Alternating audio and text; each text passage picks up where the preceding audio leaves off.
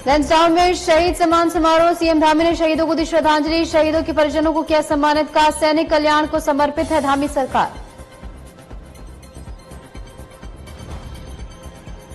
देहरादून में 30वें विरासत महोत्सव का भव्य शुभारंभ, राज्यपाल लेफ्टिनेंट जनरल गुरमीत सिंह और रमेश पोखरियाल निशंक रहे मौजूद।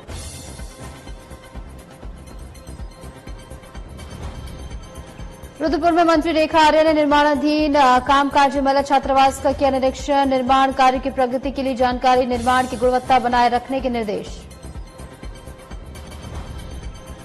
कफ सिरप की क्वालिटी और गलत इस्तेमाल पर केंद्र सख्त, उत्तराखंड में भी धामी सरकार ने चलाया अभियान, औषधि दुकानों पर छापेमारी। देहरादून में अवैध निर्माण पर एमडीडीए की ताबड़तोड़ कार्रवाई, ध्वस्त की गई 26 बीघा प्लॉटिंग, 6 से ज्यादा अवैध निर्माण सील।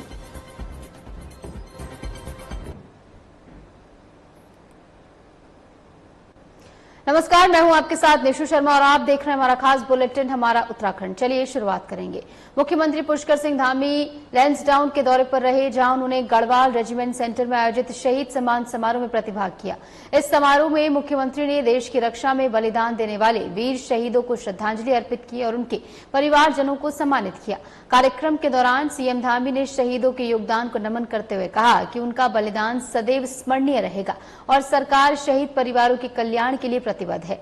गढ़वाल रेजिमेंट सेंटर में आयोजित इस भावुक समारोह में सेना के अधिकारी, शहीदों के परिजन और स्थानीय जनप्रतिनिधि भी उपस्थित रहे।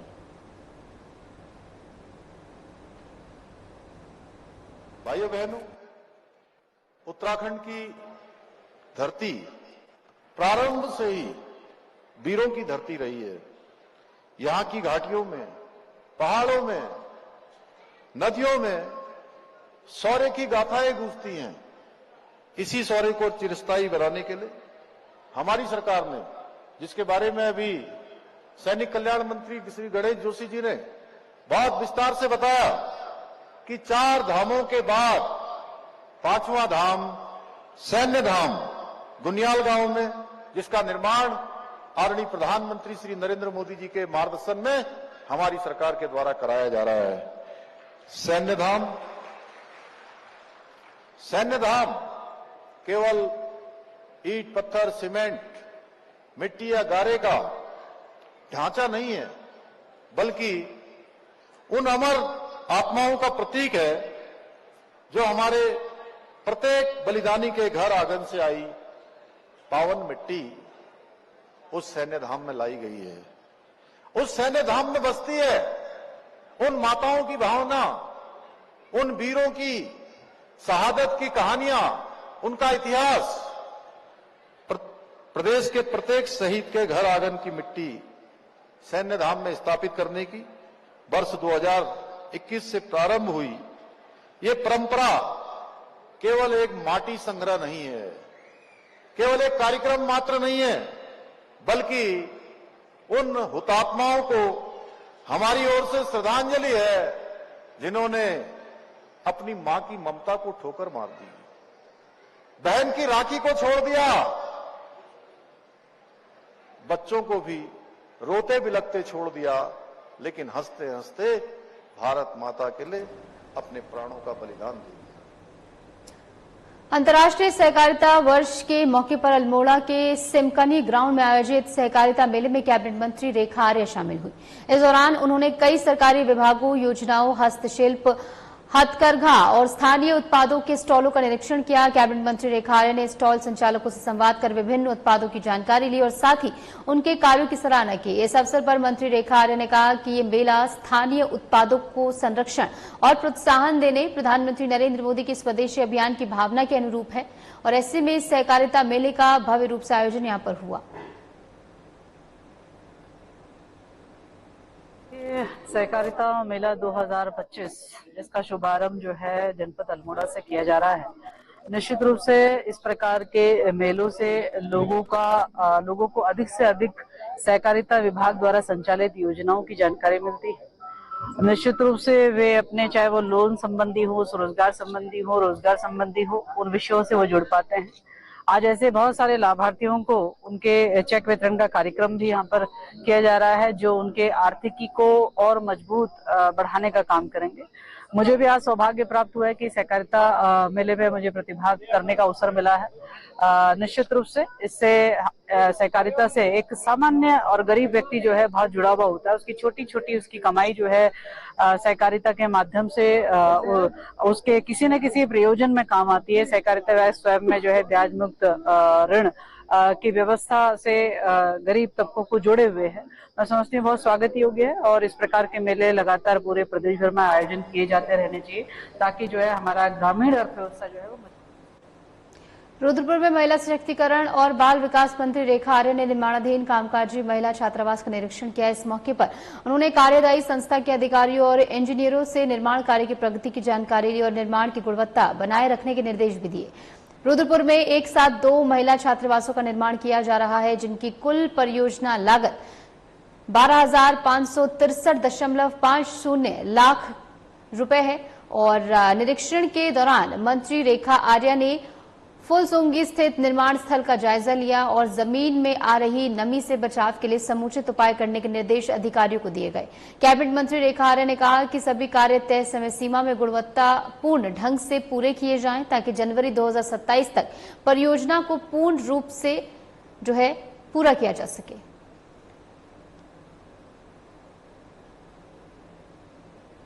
समझती हूँ कि अपने इस उधम सिंह नगर के रुद्रपुर क्षेत्र के लिए बहुत बड़ी सौगात जो है महिला सशक्तिकरण विभाग और माननीय मुख्यमंत्री पुष्कर सिंह धामी जी के आशीर्वाद से कामकाजी महिलाओं के लिए एक बड़ा छात्रावास का निर्माण होने जा रहा है। आज उसी निर्माणाधीन चीजों को मैं देखने यहाँ पर पहुंची हूँ और ये जब कल को हॉस्टल बनकर निकल कर आएगा, जिसकी समय सीमा जनवरी 28 2027 का तिथि निर्धारित है, जिस समय ये पूर्ण बनकर जो है बालिका हो अथवा महिला हो अथवा कामकाजी महिला हो उनको समर्पित किया जाएगा। तो इस लक्ष्य के साथ तेजी से इस पे काम चल रहा है और लगभग 1300 करीब महिलाएं इससे लाभान्वित भी होंगी। BR अम्बेडकर ग्राउंड में आयोजित 30वें विरासत यानी कला और सांस्कृतिक महोत्सव का भव्य शुभारंभ उत्तराखंड के राज्यपाल लेफ्टिनेंट जनरल गुरमीत सिंह और पूर्व मुख्यमंत्री डॉक्टर रमेश पोखरियाल निशंक की उपस्थिति में संपन्न किया गया। महोत्सव के उद्घाटन समारोह में यहां पर तमाम गणमान्य जनों की उपस्थिति भी दर्ज की गई। बता दें कि यहां पर इस कार्यक्रम को भव्य तरीके से आयोजित किया गया।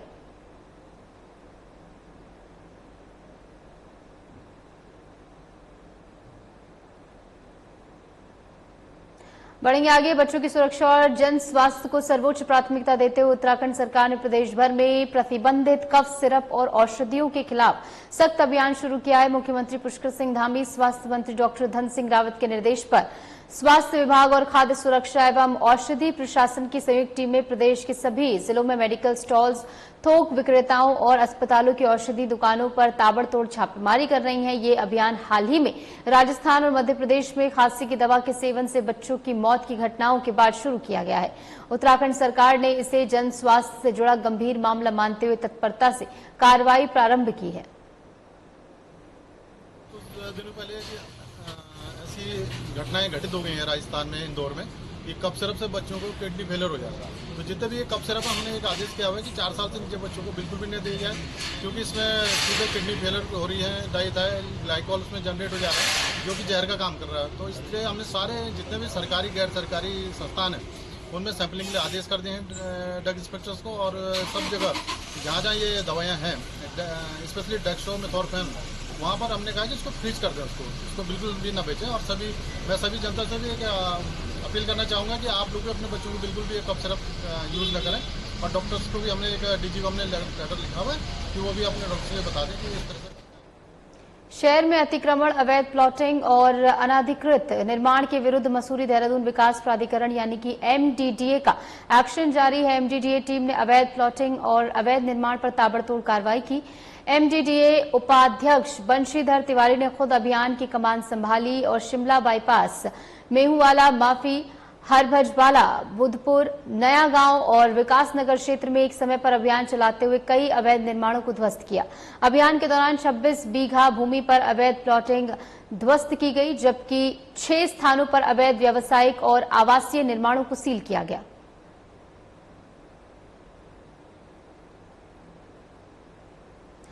बढ़ेंगे आगे। देहरादून पुलिस ने उत्तराखंड अधीनस्थ सेवा चयन आयोग UKSSC की परीक्षा में फर्जीवाड़ा करने की कोशिश को नाकाम करते हुए एक अभियुक्त सुरेंद्र कुमार को गिरफ्तार किया। आरोपी ने सहकारी निरीक्षक वर्ग 2 और सहायक विकास अधिकारी की लिखित परीक्षा में शामिल होने के लिए फर्जी दस्तावेजों का सहारा लिया। सुरेंद्र ने अपनी वास्तविक जन्म तिथि को बदलकर दर्शाया ताकि वह उम्र सीमा में आ सके। उसने 3 अलग अलग मोबाइल नंबरों से 3 अलग अलग परीक्षा केंद्रों टिहरी, हरिद्वार और देहरादून में आवेदन किया। इन हरकतों का पता चलते ही UKSSC ने पुलिस में शिकायत की, जिस पर वरिष्ठ पुलिस अधीक्षक देहरादून ने गोपनीय जांच के आदेश दिए। उत्तराखंड अधीनस्थ सेवा चयन आयोग द्वारा एक शिकायत दी गई थी, जिसमें बताया गया था कि 5 तारीख को एक परीक्षा जो सहायक विकास अधिकारी की है उसमें रैंडमली चेक करने पर उसमें एक कैंडिडेट के द्वारा जो है 3 जगह से फॉर्म भरने की बात आई है और इसको जांच के लिए भेजा गया था। उस जांच के क्रम में अपनी टीम हमारी लगाई गई थी और जांच में यह पता चला कि जो व्यक्ति सुरेंद्र है, जिसने यहाँ पर देहरादून में बालावाला का एड्रेस दिखाया, वो यहाँ का निवासी नहीं है, ना यहाँ पर रहता है। साथ ही साथ उसके द्वारा जो विभिन्न फॉर्म भरे गए उसमें जो फोन नंबर दिखाए गए, उन फोन नंबरों से बहुत ज्यादा जानकारी न होने पर संदिग्धता के आधार पर टीम द्वारा उसकी तलाश की गई और तलाश के बाद पता चला इसका नाम सुरेंद्र था। इसने ये परीक्षा भरी थी और इसकी जब पूछताछ में इसके पास से बहुत सारे इसके हाई स्कूल और इंटरमीडिएट के जो है मार्कशीट भी मिली, जो अलग अलग जन्म तिथियों की थी, जिससे ऐसा प्रतीत होता था कि ये अलग अलग जन्म तिथियों को बढ़ाकर इसलिए कम करके बना रहा है, जिससे कि वो जो है उसको जो है अनुचित लाभ परीक्षा में ले सके। जो उसकी एज निकल गई उस एज को कम किया जा सके। साथ ही साथ इसके मोबाइल फोन से भी हमें एक स्थायी निवास प्रमाण पत्र का जो फोटोकॉपी मिली है, तो ऐसा प्रतीत होता है कि कहीं ना कहीं इसने धोखाधड़ी और यहाँ का जो स्थायी निवास प्रमाण पत्र के आधार पर और जो फर्जी मार्कशीट ने समय समय पर बनवाई है उसके आधार पर परीक्षा अगर क्लियर होती तो उस पर कहीं ना कहीं अनुचित लाभ लेने का प्रयास कर रहा था। इस पर जो संबंधित धाराओं में मुकदमा दर्ज कर लिया गया और अभियुक्त को जो है पूछताछ के बाद हिरासत में ले लिया। हरिद्वार में जिला विधिक सेवा प्राधिकरण के तत्वाधान में नशे को जो अपनाएगा पूरे जीवन भर पछताएगा विषय पर जागरूकता रैली का आयोजन किया गया। ये कार्यक्रम नासा योजना 2015 के तहत नशीली दवाओं के दुरुपयोग को रोकने और कानूनी सहायता प्रदान करने के उद्देश्य से आयोजित किया गया। कार्यक्रम में मुख्य अतिथि जिला जज एवं अध्यक्ष जिला विधिक सेवा प्राधिकरण नरेंद्र दत्त ने कहा कि नशे की लत युवाओं का भविष्य अंधकारमय कर रही है।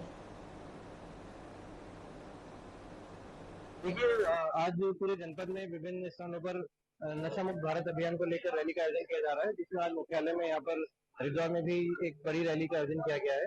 इसके माध्यम से लोगों को से नो टू ड्रग्स, नशा मुक्त भारत की तरफ बढ़ने के लिए और नशीले पदार्थों का सेवन बंद करने के लिए तथा कोई उसका सेवन करता है तो उसको रोकने के लिए और उसकी सूचना देने के लिए लोगों को अपडेट किया जा रहा है। इसमें विभिन्न स्कूल के लोग, बच्चे, टीचर्स, कॉलेजेस के बच्चे, NCC NSS के छात्र छात्राएं और कई हमारे जो NGOs हैं जो जनपद में कार्य करते हैं उनके द्वारा प्रतिभाग किया गया है और आगे भी ऐसे कार्यक्रम आयोजित किए जाते रहेंगे और इसमें पुलिस और जो हमारे अन्य जो डिपार्टमेंट्स है समाज कल्याण, उनके द्वारा स्कूलों में जा जाकर भी अवेयरनेस प्रोग्राम रन किए। देखिए, नशे से बचने के लिए सभी को अवेयर होना पड़ेगा और स्वयं को ही साथ साथ अपने परिवार और अपने मित्र में जो भी अगर कोई ऐसे बुरी आदत में अगर वो संलिप्त होता है तो उसको समय पर सचेत किया जाए और उससे दूरी बनाने के लिए बताया जाए। तो जैसे ही लोगों में अवेयरनेस होगी तो निश्चित तौर पर इसमें काफी बदलाव देखने को मिलेगा। माननीय मुख्यमंत्री महोदय के ड्रग्स फ्री देवभूमि 2025 अभियान के तहत लगातार नशे के विरुद्ध कार्यवाही और अभियान चलाए जा रहे हैं। इसी संदर्भ में आज DLSA और NTF ने मिलकर एक रैली का आयोजन किया है, जिसमें ऋषिकुल लम्बी से लेकर गोविंद घाट पर एक रैली आई है। माननीय डिस्ट्रिक्ट जज साहब भी थे, DM सर भी थे और सभी ने इधर पार्टिसिपेट किया है। पुलिस की तरफ से साइबर सेल में भी NTF और सबने किया है। लगातार इससे कार्रवाई करते जा रहे हैं, लोगों को जागरूक करते जा रहे हैं ताकि ये जो एक नशे के बीच हमारी जंग है ये हम सक्सेस बनाएं। इस रैली का उद्देश्य ये है कि जन जन को आगाज दे रहे हैं कि भैया नशा से दूर रहे, क्योंकि आप जानते हैं आज के देश में हमारे कम से कम खास करके उत्तराखंड में बच्चे जो छोटे बच्चे हैं वो नशे में लिप्त हैं और जो कल के हमारे भविष्य हैं उन भविष्य को बचाने के लिए ये हमने अभियान चलाया है। और मुझे बड़ी खुशी की बात है कि जो हमारे DLSA सेक्रेटरी हैं सिमरन जी ने बड़ा अच्छा प्रयास करके बड़े अच्छे लोगों को जागृत करने के लिए एक बड़ी अच्छी रैली लगाई जो आपने देख ही सकते हैं। जी नहीं, वही तो इसीलिए मैं कह रहा हूँ, बड़ा अच्छा लगा कि बच्चों ने इसमें बढ़ चढ़ के भाग लिया, स्कूल के बच्चे आए हैं, तो ये दर्शाता है कि कहीं ना कहीं बच्चे भी इस चीज से फील करते हैं कि हमको क्या बोलते हैं, इस चीज को आगे आके इस चीज को मिटाना चाहिए अपने समाज से। तो इसके अलावा नहीं, बिल्कुल इसको मैं तो यही रहेगा कि हमें समय समय पर इस चीज को करना चाहिए ताकि बच्चों में ये जागृत है। और इस तरीके का एक मेरा ये भी रहेगा कि हमें प्रयास रहेगा कि हम इस चीज अभियान को पब्लिकली वहां चले, कई हर स्कूलों में जाके आइडेंटिफाई करे क्षेत्र, और वहां स्कूलों में जाके इस तरीके के प्रोग्राम करे जहां पर बच्चों को जागृत किया जाए कि नशा से दूर रहे, क्योंकि वो हमारा देश के भविष्य है।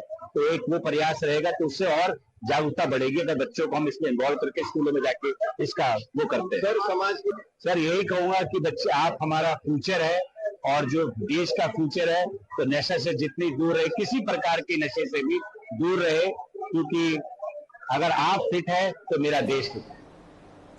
खबर हरिद्वार से है, जहां मुख्यमंत्री पुष्कर सिंह धामी द्वारा शुरू किए गए ड्रग्स फ्री देवभूमि मिशन 2025 के तहत हरिद्वार के रावली महदूद गांव में एसएसपी हरिद्वार के निर्देश पर एक चौपाल कार्यक्रम का आयोजन किया गया। इसका उद्देश्य नशा मुक्त शहर, नशा मुक्त गांव और जिंदगी को नशे को ना अभियान को सफल बनाना था। पुलिस अधिकारियों ने ग्रामीणों से संवाद कर नशे के दुष्परिणामों और इसके खिलाफ उठाए जा रहे कदमों की जानकारी दी। तो ऐसा हिसाब हुआ है वैसे, और गांव के सभी लोगों के बीच में चौपाल कार्यक्रम रखा गया। केवल इसलिए रखा गया है कि क्राइम आजकल बहुत बढ़ रहा है। एक तो नशे को लेके बहुत ज्यादा क्राइम बढ़ रहा है ना, और एक साइबर क्राइम। तो इन दोनों से लोगों को जागरूक करने के लिए निर्देश किया गया और समझाया गया कि जागरूक रहें, और अपने आस पड़ोस के जितने लोग रहते हैं उनको जागरूक किया जाए कि साइबर के लिए अनेक तरीके से कॉल आती है, रात को आती है, डे में आती है, वीडियो कॉल्स आती है, ब्लैकमेलिंग का केस आते हैं ना, तो उनसे बचा जाए। साइबर क्राइम कैसे चल रहा है आपको सभी को पता है। और नशे के लिए गांव के आस पड़ोस में जो नशे का व्यापार कर रहे हैं, देखो हम लोग हमारे गांव के बीच में अगर चल रहा है कहीं, तो हमारे लोगों को जानकारी होगी, तो लोग डरते हैं कि भाई हमारा नाम कहीं ओपन ना हो जाए, कहीं कोई बता ना दे तो हम आपसे दुश्मनी ना हो जाए। तो उससे बचने के लिए लोग बहुत सारे बताते भी नहीं, शिकायत भी नहीं कर पाते। लेकिन उसमें आज थाना सिडकुल के द्वारा पूर्ण रूप से सहयोग किया गया, कहा गया कि हम भविष्य में जब भी कभी हम कोई शिकायत करेगा किसी नशे के खिलाफ और किसी नशेखोरी वाले के खिलाफ, तो उस नाम को गुप्त रखेंगे। सबसे बड़ी जो भूमिका होती है हम लोगों की, सोशल मीडिया होता है, और सोशल मीडिया का आप सभी लोग बंधु वर्ग, आप गांव के निवासी हो, आप लोगों को पता ही है आप लोग कितना सहयोग करते हैं आप लोग हम लोगों के बीच में। तो आपके माध्यम से और सोशल मीडिया के माध्यम से और फेसबुक के माध्यम से और यूट्यूब के माध्यम से और अनेक ग्रुप बनाए हुए क्षेत्र के अंदर एक ये करेंगे। और मेरा उम्मीद है आप लोगों सभी ग्रामवासी से, क्षेत्रवासी से, कि हम लोग एक पहल अच्छी ये करें गाँव के अंदर कि एक मोहल्ले वाइज एक कमेटी बनाई जाए, कमेटी के द्वारा ही लोगों को जागरूक किया जाए। उन्होंने पूर्ण रूप से आश्वस्त किया है कि जब भी कोई शिकायत किया जाएगी, शिकायत के अनुरूप कार्य किया जाएगा, जो कार्रवाई होगी वैधानिक कानूनी रूप से। और इस बीच वक्त एक छोटे से ब्रेक का, ब्रेक के बाद फौरन हाजिर होते हैं।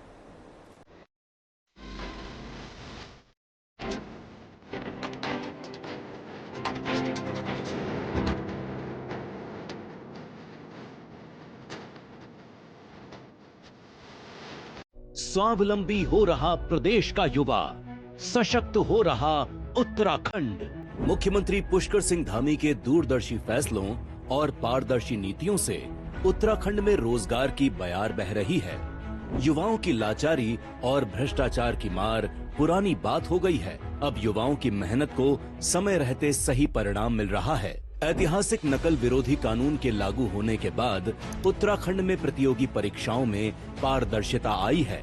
समयबद्ध ढंग से न सिर्फ विज्ञप्ति निकल रही हैं, बल्कि परीक्षा के बाद चयन भी हो रहा है। यही वजह है कि धामी सरकार के कार्यकाल में अब तक 25,000 से ज्यादा युवाओं को सरकारी सेवाओं में रोजगार देने का रिकॉर्ड बना है। पिछले 2-3 वर्ष उत्तराखंड में प्रतियोगी परीक्षा की तैयारी कर रहे छात्रों के लिए काफी अच्छे रहे हैं। उसका महत्वपूर्ण कारण ये है कि एक तो निरंतर रूप से परीक्षाएं आयोजित हो रही है, समयबद्ध रूप में परीक्षाओं के परिणाम भी आ रहे हैं, और परीक्षाओं में सबसे महत्वपूर्ण विषय रहता है पारदर्शिता और शुचिता का, वो इंश्योर हुआ है। मुख्यमंत्री पुष्कर धामी ने महिलाओं के सामाजिक आर्थिक सशक्तिकरण की दिशा में साहसिक कदम उठाया। सरकारी नौकरियों में महिलाओं के लिए 30% क्षैतिज आरक्षण के प्रावधान से प्रदेश की महिलाओं को रोजगार में समान अवसर मिल रहे हैं। हमारी सरकार की कई सारी पहल में से एक जो क्रांतिकारी पहल रही है वो है 30% महिला आरक्षण बिल, जिसके माध्यम से न कि सिर्फ उत्तराखंड की महिलाओं को रोजगार में एक नए अवसर बल्कि उनकी जो भागीदारी है उसको भी हमने बढ़ते हुए रूप में देखा है। इसके लिए हम हमेशा ही उत्तराखंड सरकार के आभारी रहेंगे। कुशल युवाओं को रोजगार देने के लिए राज्य सरकार लगातार रोजगार मेले आयोजित कर रही है। इन सभी प्रयासों से सरकारी सिस्टम पर युवाओं का भरोसा मजबूत हुआ है। उम्मीदों को पंख लगा रही उत्तराखंड सरकार, युवाओं को मिल रहा रोजगार।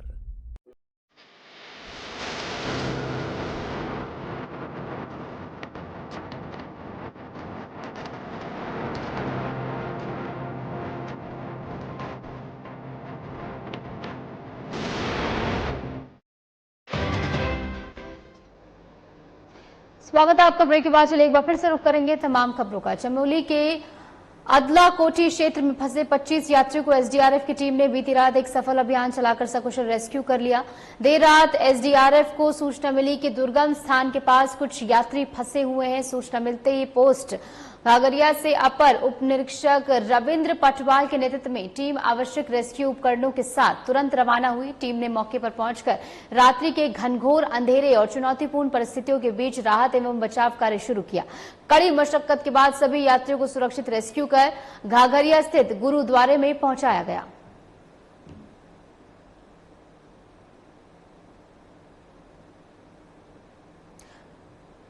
आगे बढ़ेंगे। खबर हरिद्वार से है, जहां ज्वालापुर इंटर कॉलेज के पास स्थित एक पेट्रोल पंप पर तेल घोटाले का मामला सामने आया है। एक ग्राहक ने आरोप लगाया कि उसकी बाइक की 11 लीटर की टंकी में पंप कर्मियों ने 17 लीटर पेट्रोल भर दिया और बिल थमा दिया। ग्राहक ने जब रसीद देखकर आपत्ति जताई तो मौके पर विरोध शुरू हो गया। उसने पंप कर्मचारियों पर हेराफेरी और ठगी का आरोप भी लगाया।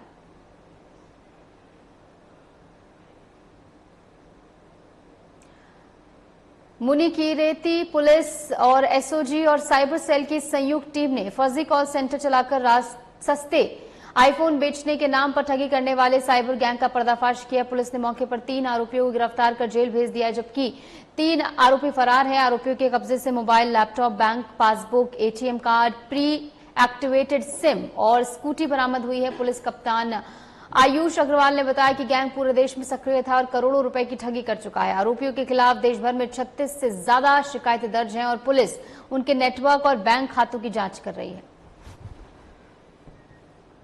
रेती क्षेत्रांतर्गत तपोवन एरिया में कुछ इस प्रकार के सिम कार्ड्स एक्टिवेटेड हैं जिनके द्वारा साइबर ठगी की जा रही है और जो इन ठगी के विक्टिम हैं मोस्टली ये हमारे दक्षिण भारत में कुछ राज्यों में स्थित हैं। तो इन सभी को पर कार्रवाई करने के लिए मेरे द्वारा एक टीम का गठन किया गया था और हमारी जो साइबर सेल, सीआईयू और थाना मुनि की रेती की टीम के द्वारा इसको पूरा डिटेल में इस पे एनालिसिस किया गया और उस आधार पर उस लोकेशन को आइडेंटिफाई करके तपोवन क्षेत्र में एक फ्लैट पर जाकर वहां पर सर्च किया गया, रेड किया गया। तो उसी दौरान वहां से 3 अभियुक्तों को गिरफ्तार किया गया है जो कि वहां पर फ्लैट एक किराए पर लेकर एक फर्जी एक कॉल सेंटर संचालित कर रहे थे और उस कॉल सेंटर के माध्यम से लोगों से साइबर ठगी की जा रही है। तो वहीं दून पुलिस ने निवेशकों से करोड़ों की ठगी करने वाले 3 कंपनियों Sarv micro finance India association, Doon Samriddhi Nidhi limited और दून इंफ्राटेक कंपनी के खिलाफ मामला दर्ज किया है। फिक्स डिपॉजिट, मंथली इन्वेस्टमेंट और सुकन्या प्लान के नाम पर निवेशकों से रकम वसूली गई थी, लेकिन समय पर लौटाई नहीं गई। थाना नेहरू कॉलोनी में मामला दर्ज कर कंपनियों के सभी बैंक खाते सीज कर दिए गए। पुलिस फरार संचालकों की तलाश में सक्रिय और जांच फिलहाल तेज कर दी गई है।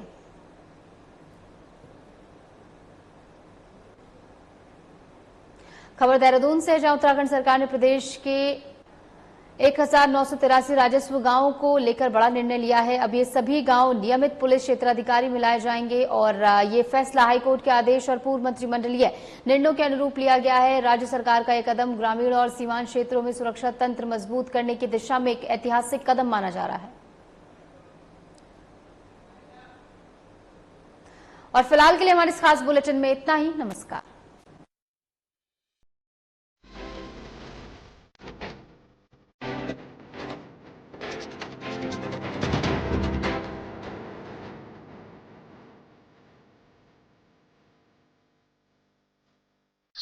सामर्थ्य से भरी ये देवभूमि आपके लिए